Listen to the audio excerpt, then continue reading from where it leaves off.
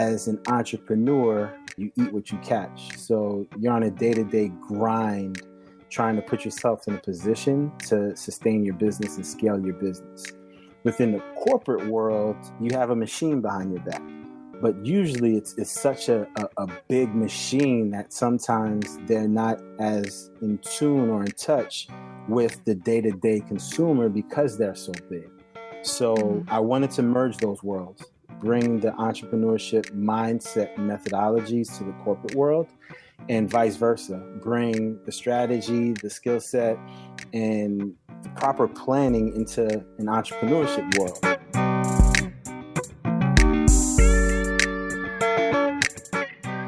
Welcome to The Art of Humanity. I'm your host, Jessica Ann. This is my podcast where you can listen for fresh perspectives with artists, leaders, authors, and your favorite entrepreneurs. You can explore creativity and consciousness. Evolve your business with the art of humanity. Now, here's this week's episode. Hey guys, thank you so much for listening, as always, to the show. Today's show is brought to you by Audible. Here's the thing, I really haven't consumed audiobooks up until recently because I prefer to use my Kindle. But audiobooks are now my main way to consume content. As listeners and readers of my book, Humanize Your Brand, know, I try to live the life of a minimalist. And I don't necessarily need or want more books. I like experiencing the brilliant insights of a book, minus the hard copy. Well, if you're like me and you love audiobooks, Audible is offering the Art of Humanity listeners a free audiobook with a 30-day trial membership. Just go to audibletrial.com/artofhumanity and browse the selection of audio programs. You can download a title and start listening. It's really that simple. I like to listen to audiobooks right before bed, and the best part is that you can listen to audiobooks when you have your Wi-Fi and your phone turned off. So I choose my audiobook, turn on airplane mode, put my eye mask on, and drift off to stories.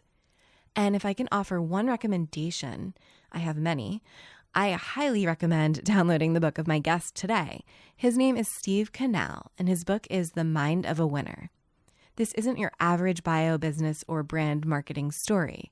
This is The Mind of a Winner, an audiobook about a relentless determination and rare drive into the realm where miracles are a winner's mind.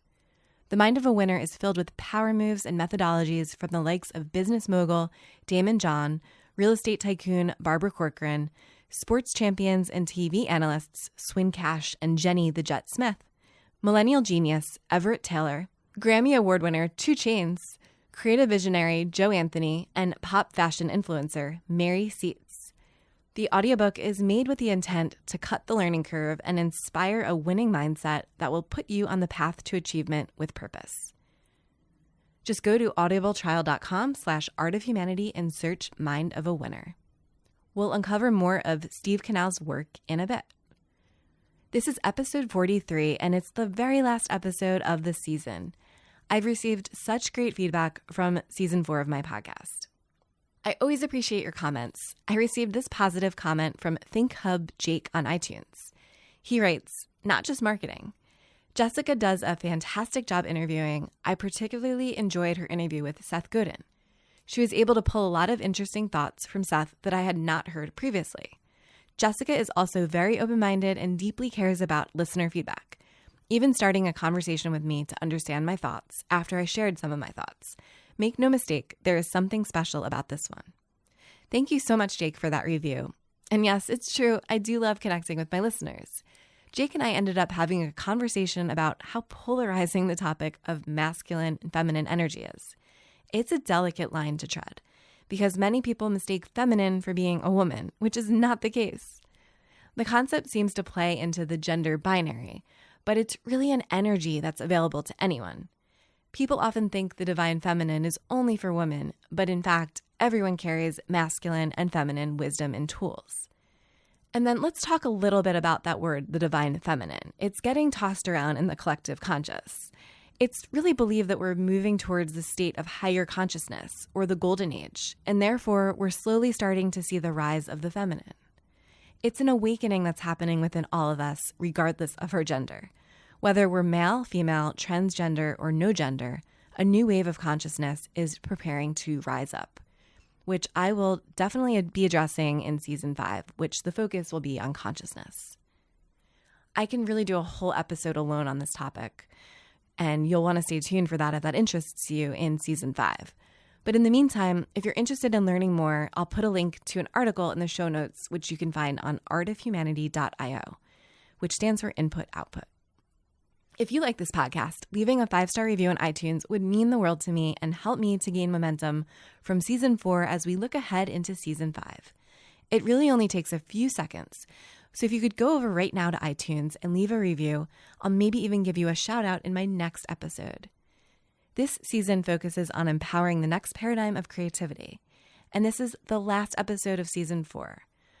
As I mentioned, one of the topics I'm exploring in this podcast and in my next book is creativity and consciousness. My guest today is Stephen Canal. Steve and I met randomly at Soho House in New York City, and we instantly connected. We had so much in common. We're both authors and into branding and entrepreneurship.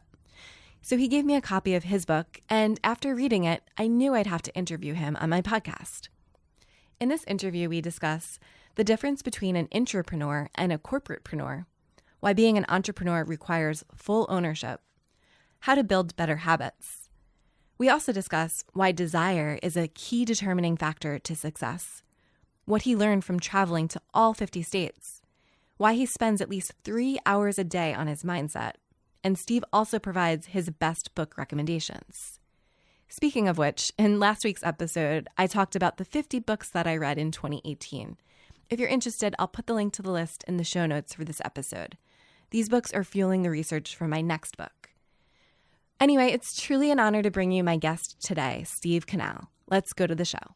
Steve Canal is an award-winning branding architect, author, and global motivational speaker. A self-proclaimed corporate-preneur, Steve serves as principal and CEO of the Brand Executive and former National Community Affairs Lead for Miller Coors. Steve desires to positively impact the lives of business professionals worldwide, prompting his exploration into authorship. His debut book, The Mind of a Winner, is a #1 bestseller on Amazon. His book takes a deep dive into personal growth with the intent to cut down the learning curve of success and inspire a winning mindset that puts readers on the path to achieving success with purpose. Steve is a keynote speaker, host, and panelist. His undeniable foresight in business and engaging spin on real-world issues keeps audiences captivated, making him an in-demand speaker. Steve, thanks so much for coming on The Art of Humanity. Thanks for having me today. I'm super excited. Yeah, you sound so zen. I like it. I live the art of namaste. The art of namaste. I dig it. So, Steve, I want to call something out that really intrigued me about your bio. You call yourself a corporate-preneur, which is fascinating to me. I love calling myself an intrapreneur because I worked in the corporate world before I became an entrepreneur, and you kind of did the opposite. You call yourself a corporate-preneur because you were an entrepreneur before joining the ranks of Miller Coors. So can you walk me through a little bit about how you got started in what you do today? And I know you share some really awesome stories in your book, The Mind of a Winner, but for listeners who may be new to your work in the world, can you share a little bit about how you first got started in becoming a corporate-preneur? Absolutely. I'd do myself a disservice if I didn't really go back to the beginning, because that's what got me to where I am today, and the mindset that I have. Being in college, I went to Fordham University and I studied in psychology because I wanted to understand how people thought, because I played basketball my entire life. So being an athlete, I always thought that, I would handle my own marketing. No matter how far I took it, I would manage that piece.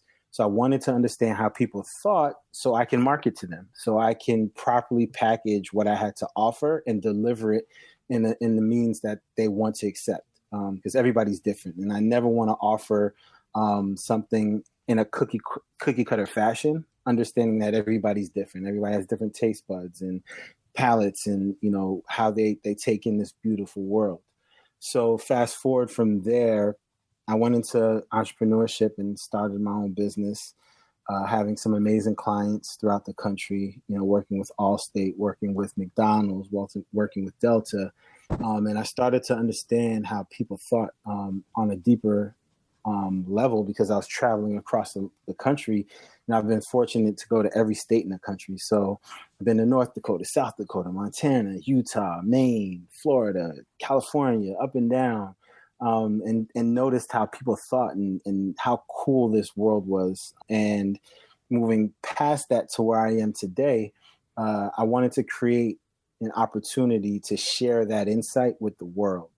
So by me getting into the corporate world, from being an entrepreneur, hence being a corporate-preneur, being able to work within a corporate space and entrepreneur and be an entrepreneur, and manage both at the same time, was a cool experience within itself, because as an entrepreneur, you eat what you catch. So you're on a day-to-day grind trying to put yourself in a position to sustain your business and scale your business. Within the corporate world, you have a machine behind your back, but usually it's such a big machine that sometimes they're not as in tune or in touch with the day-to-day consumer because they're so big. Usually their conversation is happening over a television or a billboard or a radio spot, or, through a campaign online. But there's really no day-to-day interaction with an actual person. So I wanted to merge those worlds, bring the entrepreneurship mindset methodologies to the corporate world, and vice versa, bring the strategy, the skill set, and planning, the proper planning into an entrepreneurship world, to prepare myself. Because as an entrepreneur, I had failure, because I didn't strategize. I didn't properly plan initially.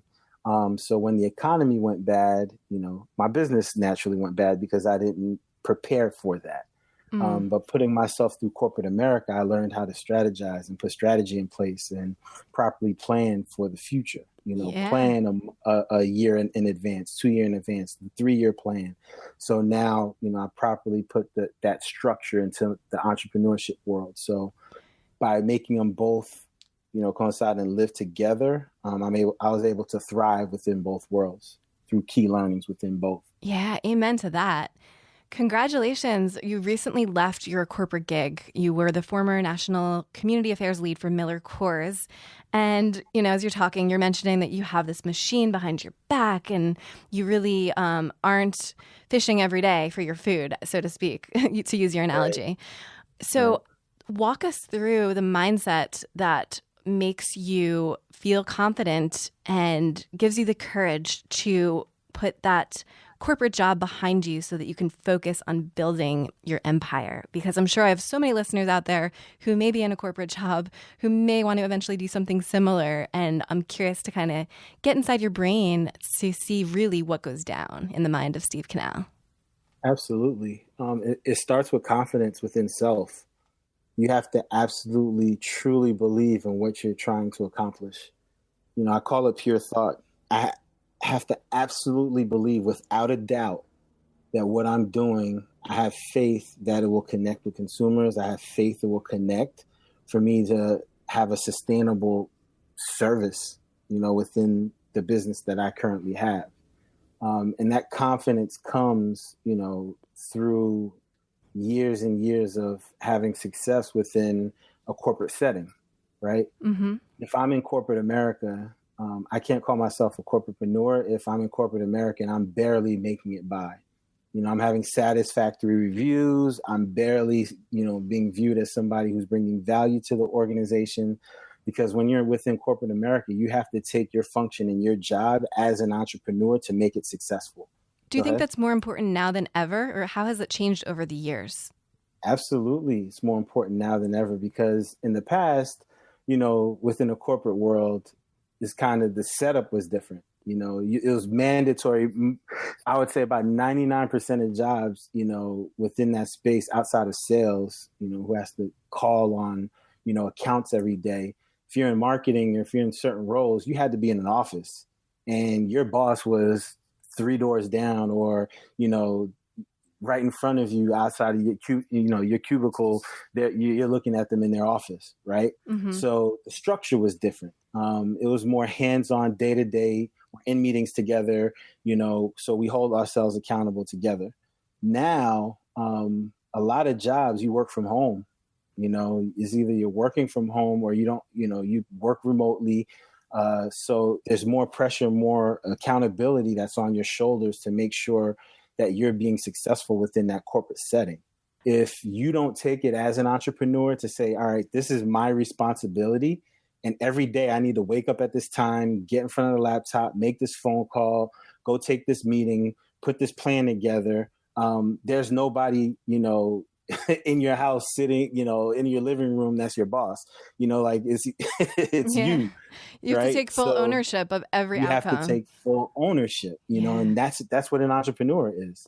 It's just that, within the corporate world, you have your one-on-ones, your yearly reviews. You might get a bonus. There's a lot that comes with it, so if you decide not to do it, it's going to impact that. You might not have a job tomorrow.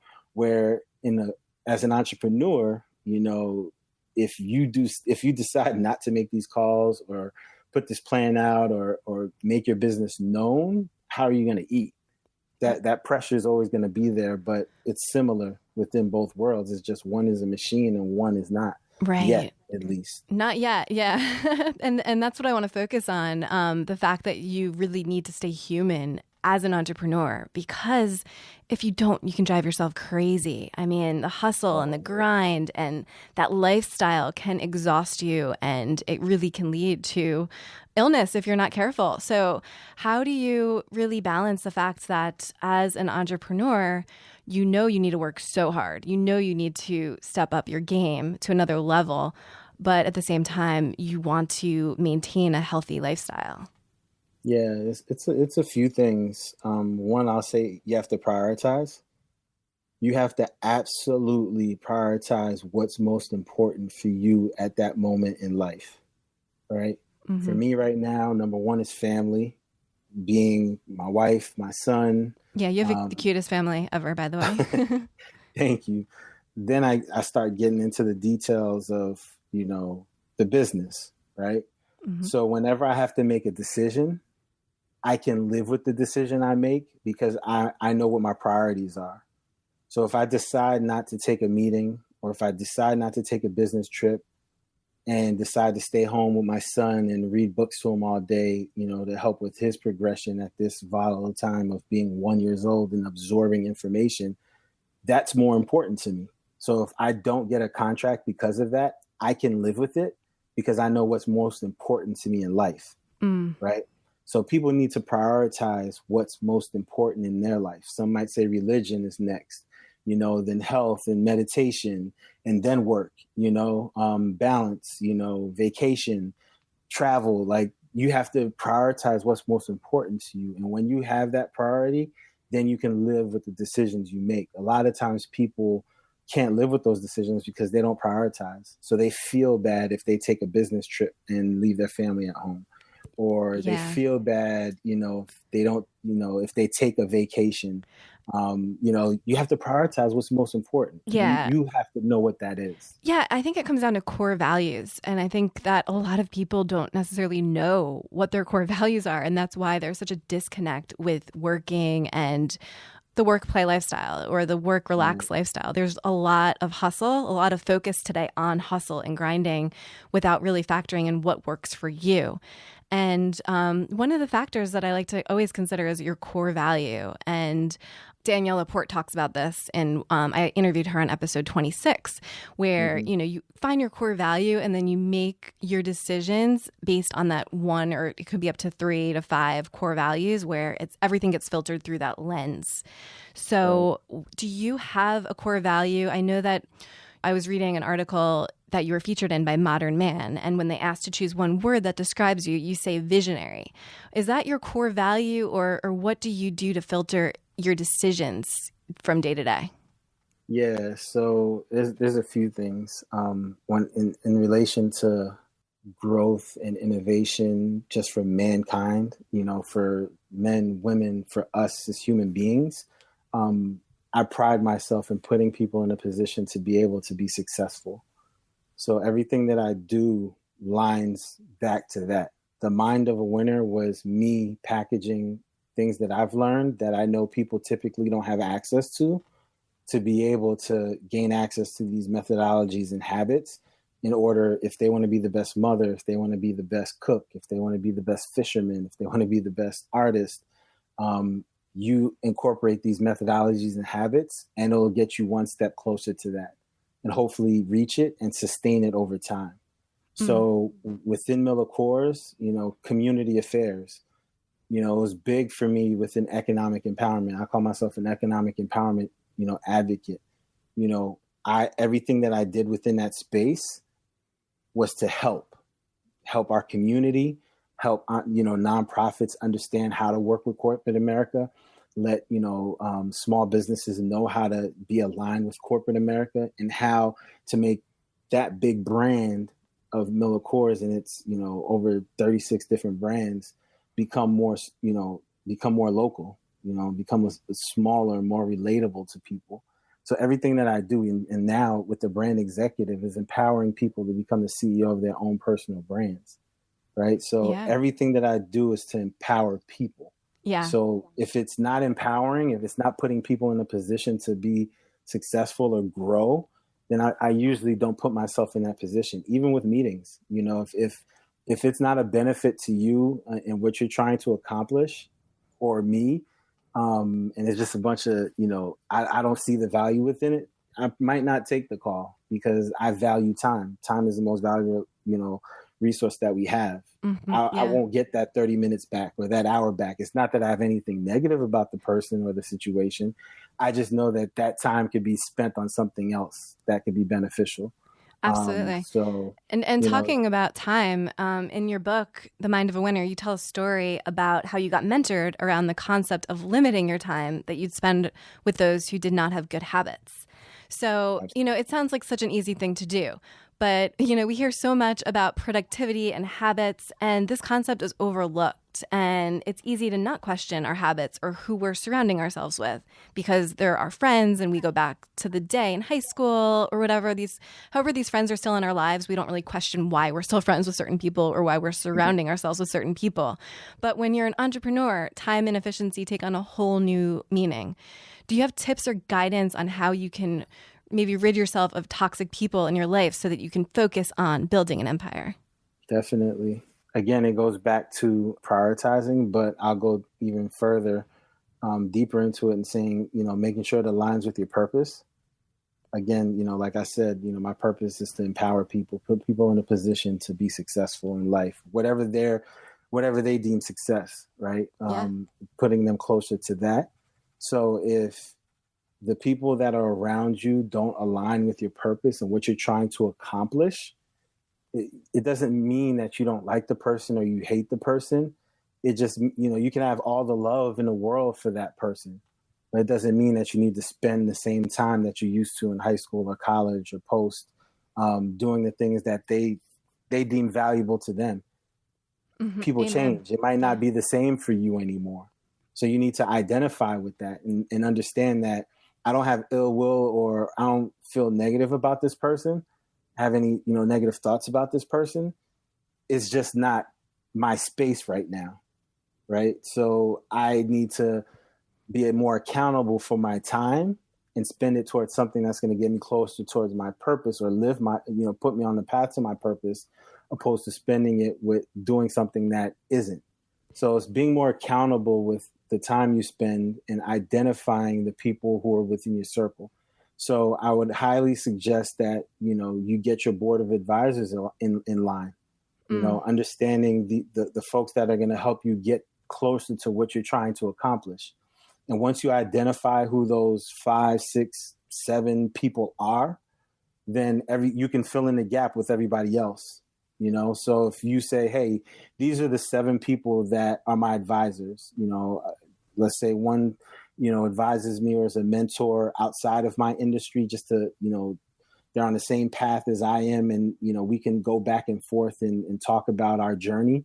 Somebody within the industry that I'm in that can give me more insight, who's seasoned within that space. Somebody who has a legal background that can help with documents or legal advice that I may have.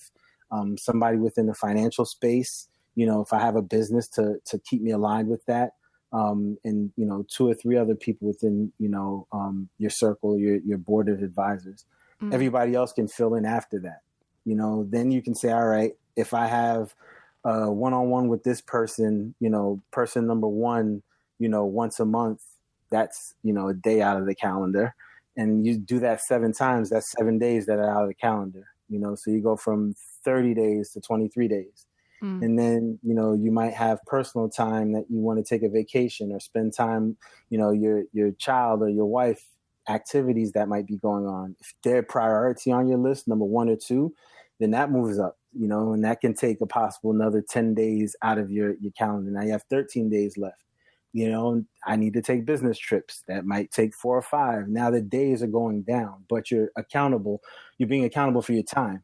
The time you're spending on these days, and you're not just leaving it open for anything. For right? sure. You're being responsible with your time because, again, you don't get it back.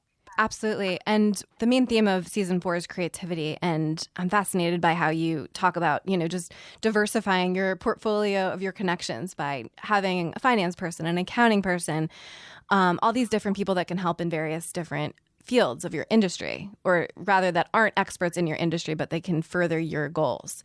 So Right. How important is it to you to surround yourself with other people who may not be on the same path as you, but are maybe they're architects or people who are in a totally different field, but they're still super creative and they can give you a new lens on life in a different field than something that you can't see yourself? Is that still important to you, or do you only surround yourself with people that you want to empower and that empower you? No, one of the most important things in life are transferable skills. A lot of times, people go to college for a certain industry and end up working somewhere else. But they had transferable skills that they learned within the industry that they were in that can go over to the space they're currently in. And you have to view life as like that.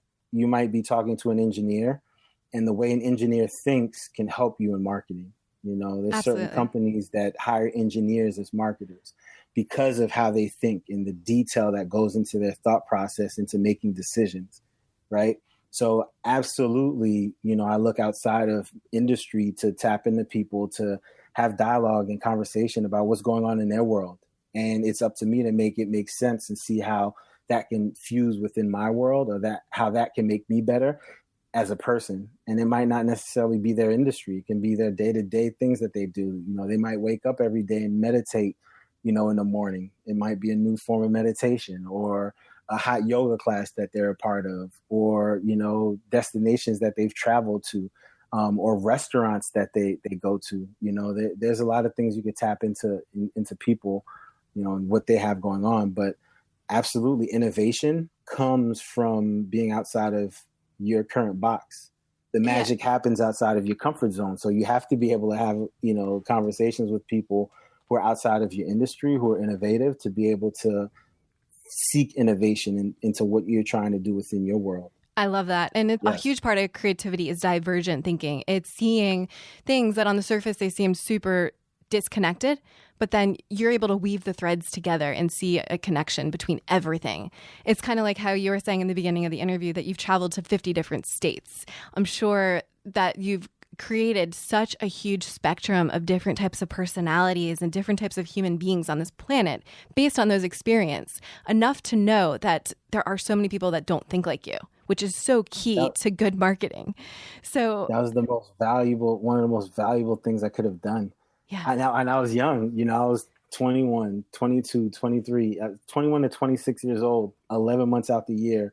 I was traveling throughout the country, going to different states, doing events across the country. And to be able to tune into that and then pull it all together to be like, this is magic right here. Like, the ability to do this was golden, and to see that and to be able to pull those insights out, to see, the importance of that was key. And like you said, I'm thankful that I was able to see that, because a lot of people might have complained, I got to be on the road 11 months out the year. I have to go to this place again, or I have to do this.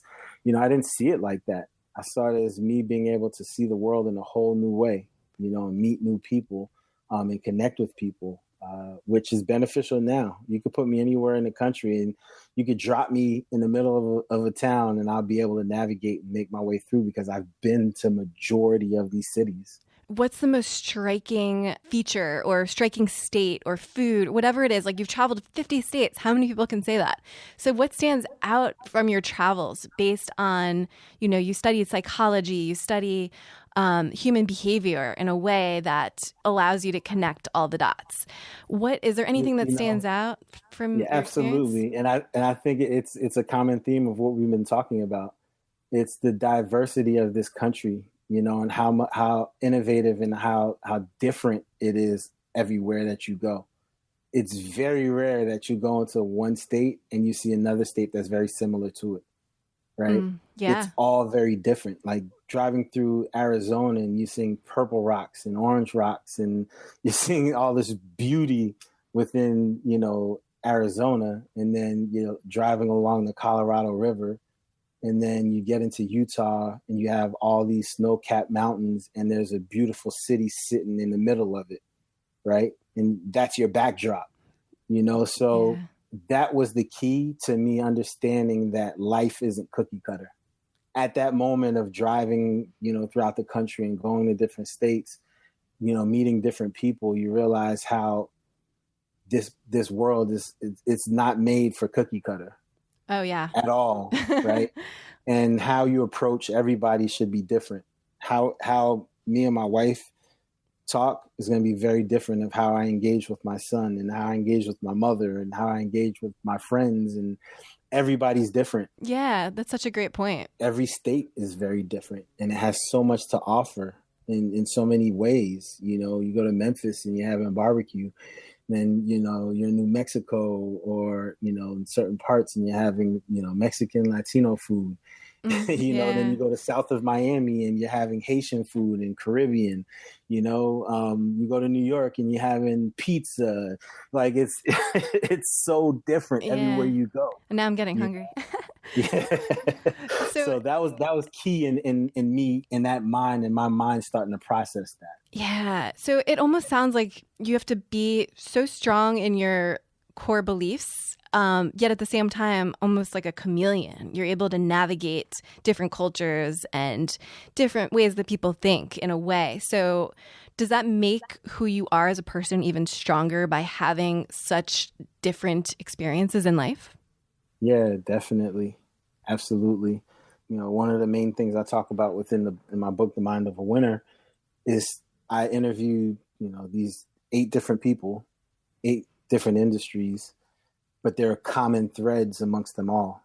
There's methods and habits that were very common amongst them all, right?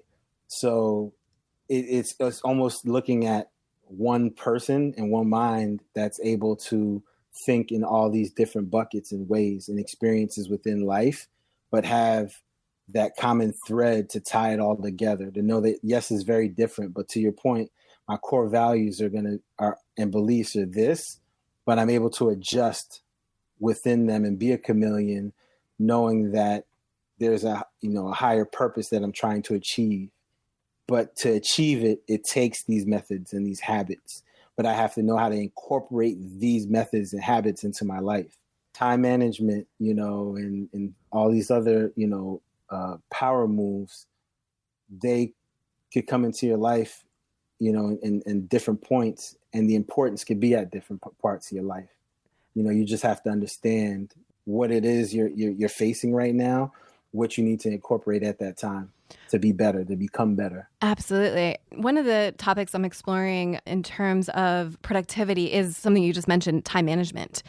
I'm curious because as I dive deeper into this topic, I'm realizing that there's like this deeper layer to time management where Cal Newport writes about this in his book, Deep Work, where you are just so in the zen, in the flow of life that you lose track of time. So I'm curious, do you use like time tracker tools to plan your day versus how much you allow yourself like wide open space to get into the flow to create? Yeah, so it's a combination of both, but the majority is me laying out what my day looks like, right? So if I know I have X, Y, and Z throughout the day, these hours are taken, then that allows me to say, all right, now I have 3 hours within a day to be creative or work on this or do that. And I allow that time to be free.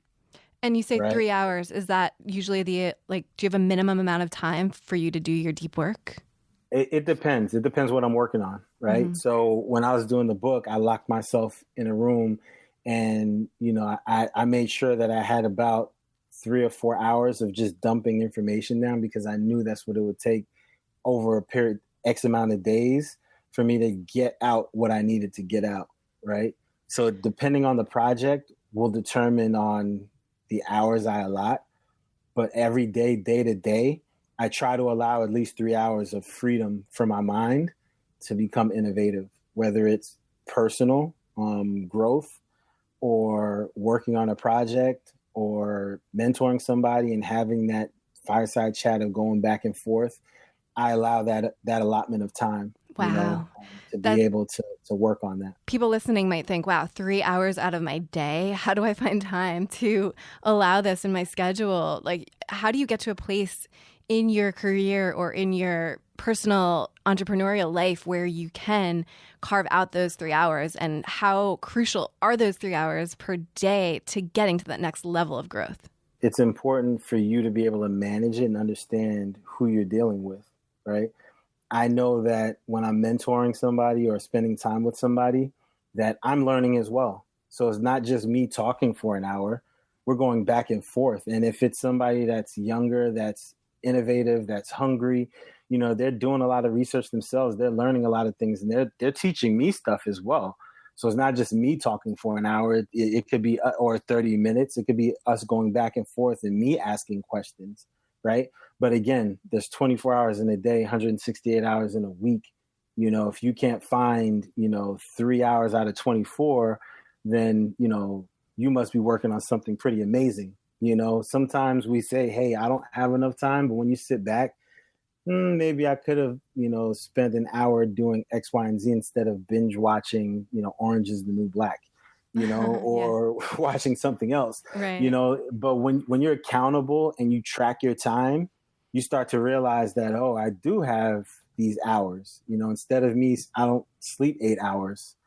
I might be different. I'm good with 4 or 5 hours and I'm able to fully function and be amazing. Wow. Right. Yeah. So, I might go to sleep at 2 or 3 in the morning. So at 12 or 1 a.m., I might be working on something or doing something.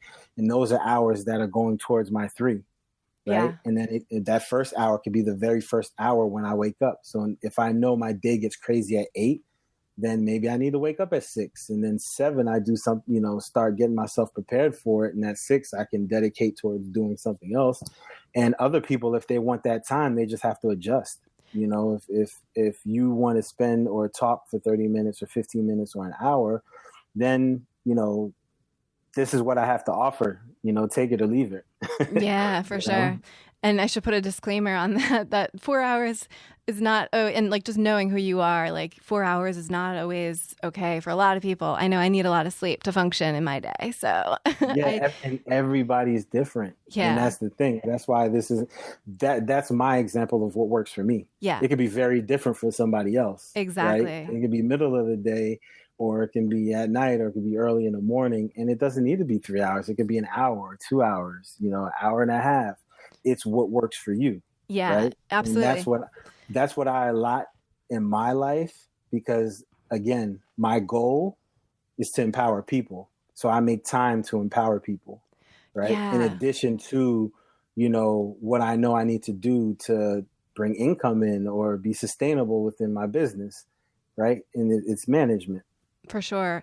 I want to challenge a little bit about your use of the word empowerment. I love that word. You empower people. It sounds so awesome.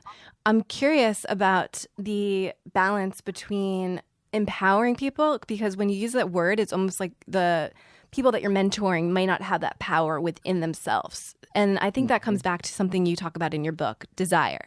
A desire is a strong determination to win.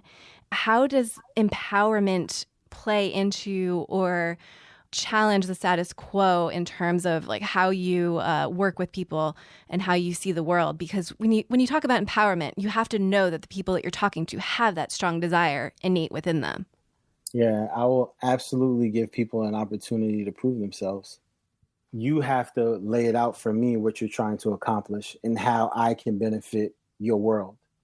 So I always tell people, a lot of people want to help, but they can't help if you don't know what you're trying to accomplish or what you're trying to do. So I might not be right for you right now, right? But once you're aligned and you get to that point of understanding of what you're trying to accomplish and where you're trying to be and go, it could be 2 years down the line, it could be 3 years down the line. But when we do and we do connect, then it'll be great, you know. But in the meantime, you know, don't get mad at or upset at me if you don't understand. If you're trying to get to a point and you don't know where it is yet, I'll give you tools to work on it. And I might connect you with certain people, give you some books to read, things to look into to further align you and what you're trying to accomplish and what your purpose is. I'll ask sets of questions like, what are you passionate about? What do you love? What would you do without getting paid for? You know, if you can't answer those things yet, then you still have some life to live and some things to experience to get to that point, right? And you might not be ready for what you're trying to do right now. And it might take a year or 2 years or 5 years, but I'm here when you're ready. But if you're not ready at that point, then it's up to me to decide if I want to give you that 30 minutes or that hour or that time week to week or month to month. So it's up to me to read through that and understand that. I think a lot of times people overlook that. Yeah. And they feel as if they have to give this time or they owe that person this or owe that person that. And sometimes you're doing a person a disservice, you know, because, you know, they might not be ready for it that time. You know, it's the same thing with business.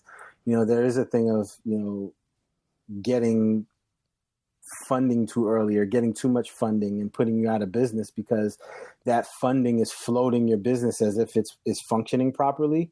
But once that capital runs out, then what? For sure. Your business isn't really functioning. You didn't put the proper procedures or things in place for it to be successful. You just leaned on the capital to float it until it ran out. And that's not good business, right? You have to put people in a position to be successful. And yeah, I think timing is so important as well. And you mentioned that you offer resources and tools and books to people for them to read. And I'm a huge book nerd. So when you said book, I lit up a bit. I'm curious, what are some books that you're currently reading that's on your radar that's helping you and helping your mindset? I'm big on tapping into different worlds. So Amen. one is called Winning Well, Mm-hmm. A Manager's Guide to Getting Results Without Losing Your Soul. I think is very important. I think people get into this thinking that they have to succeed or they have to reach by any means necessary, but by any means necessary needs to be filtered. You need to really understand what that truly means. And sometimes people will put themselves in a position to lose their soul, lose their family, lose their friends, just to achieve a certain goal. And if you're willing to do that, you have to live with the consequences, right?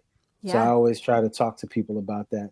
And then, you know, a book that I thought was very, you know, really cool. We're actually on tour together, myself and Anton Barriola.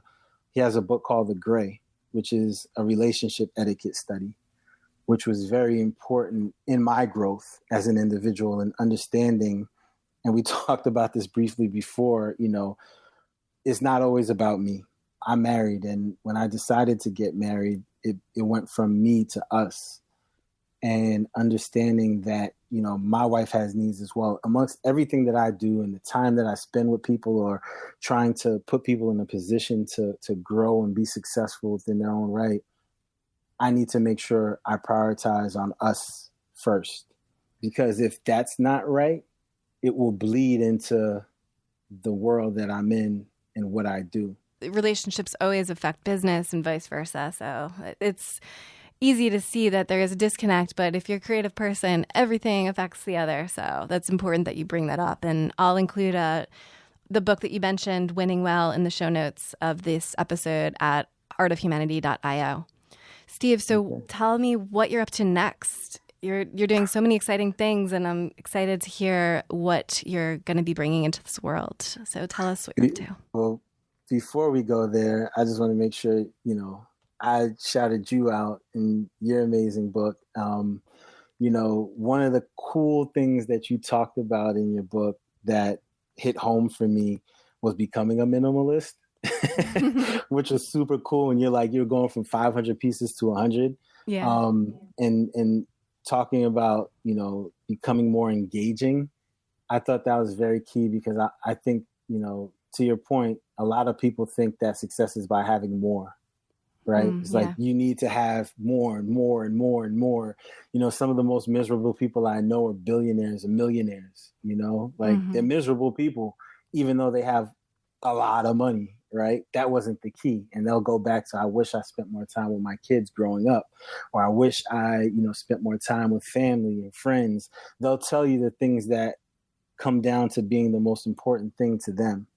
Right. So I just wanted to let you know that was really cool. And I think that was something that needed to be highlighted, especially when people start thinking about marketing and how they approach the market.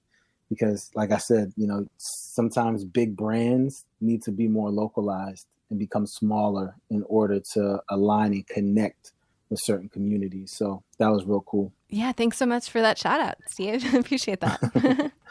So what's next? So I'm currently on a book tour for The Mind of a Winner. The book tour is called Exhibit Gray. It's a tour around the world. We've been to Toronto, New York, Atlanta twice, LA, Miami. I'll be relaunching stevecanal.com with everything encompassing within the world that is now post corporate America, having, the features of the brand executive and what that is and the offerings that I have to those who are trying to grow within the entrepreneurship space or corporate America and climb the corporate ladder, being that I have experience within both worlds, which is awesome. Executive producer on my wife's new podcast called She's Got Time, which is an amazing new podcast, which the next episode will be released this Thursday and every Thursday after that. So I'm super excited about just everything going on within my world. In addition to that, my family's world. My wife is in a good space. So both of us are very happy in everything and all the new projects we have going on. Then The Mind of a Winner 2 will be coming out next year as well. But before that, the audio book for The Mind of a Winner will be released within the next week as well. So I'm excited about that. Congratulations on that. And I'll make sure to put links to your audiobook as well as your wife's podcast, She's Got Time, all in the show notes at artofhumanity.io. Steve, where can listeners find you online besides stevecanal.com? Are you anywhere else in that world of? They can find everything. I try to streamline and make it easy for people. So everything is Steve Canal. Cool. Instagram is Steve Canal, Facebook Steve Canal, Twitter Steve Canal, website Steve Canal. So you can find me everywhere if you just type in Steve Canal. Sweet. Steve, thank you so much for joining me on The Art of Humanity. Thank you for having me. This was awesome. Love your energy, love your spirit. This was great. And hopefully, everybody could tune in and get something from our chat today. You made it to the end of the podcast. This means the world to me, and I hope you enjoyed it. Feel free to hop on over to my podcast website, artofhumanity.io, for show notes or past interviews. Or you can message me on social media. I'm on Instagram, Twitter, and LinkedIn. My name is Jessica Ann, and my handle starts with an I. It's at ITSJESSICANN. I'd love to hear from you and learn more about what you've learned from this episode, and I'll be sure to get in touch with you. If you really love this podcast, I'd highly appreciate it if you went on iTunes right now and left a review. It helps way more than you know. Let's get the Art of Humanity movement going. Thank you for listening. Until the next episode, evolve your business with the Art of Humanity. Listen, explore, evolve. I'm Jessica Ann.